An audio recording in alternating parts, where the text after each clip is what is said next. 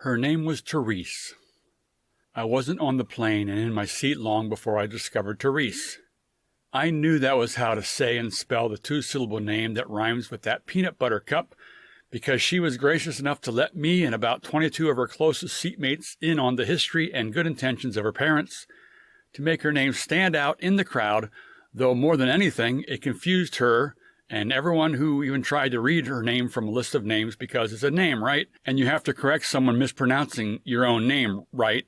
Especially if the reader needed to sound off her name day after day, like in a classroom. But that shouldn't preclude anyone else from saying her name incorrectly, especially if she was able to introduce herself personally to them, say, like in an informal environment such as a club or in a classroom. But she didn't want people to think that she was at all snobbish for overpronouncing her name when they first met, because that was certainly not the type of person she is or wanted people to think she was.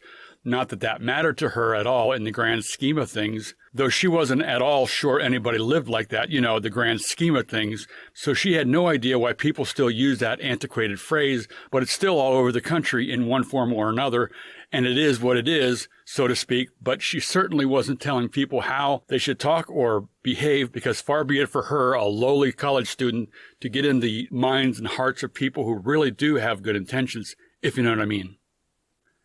No, Terese was her name, and none of us within earshot was about to butcher, mispronounce, mangle, over-articulate, underemphasize, or mischaracterize the young co-ed seated in 10B.